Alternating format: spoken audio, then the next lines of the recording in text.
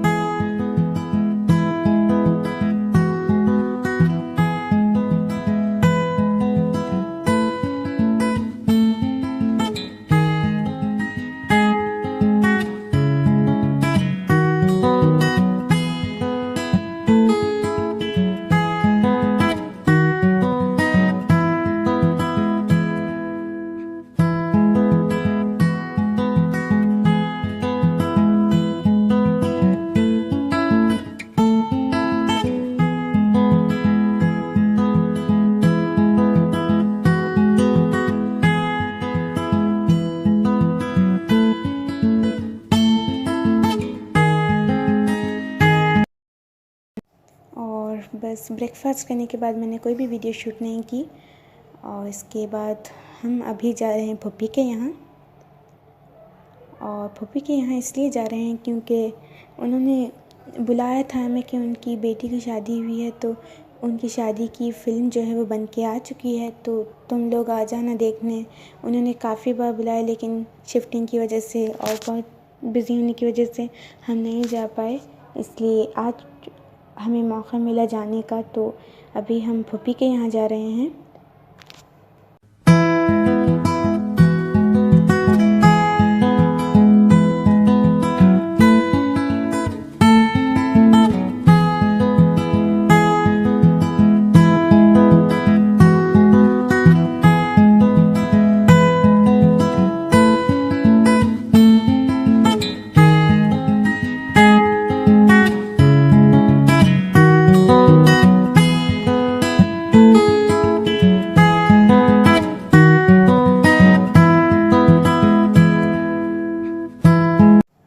और पहले तो हम छोटी फूफी के घर पे गए थे, क्योंकि उन दोनों का घर थोड़ी ही दूर पे है, यानी दूर पे नहीं, बस थोड़ा सा ही टर्न होके बड़ी फूफी के घर पे जाना होता है। तो छोटी फूफी के घर पे हम आ गए थे, और यहाँ पे थोड़ी देर बैठने के बाद हम छोटी फूफी के साथ ही बड़ी फूफी के यहाँ पे गए थे। और जाते ही हमने कहा कि फ़िल्म लगा दो, शादी की हमें देखना है। तो उन्होंने भी कहा हाँ बैठ जाओ, लगा देते हैं।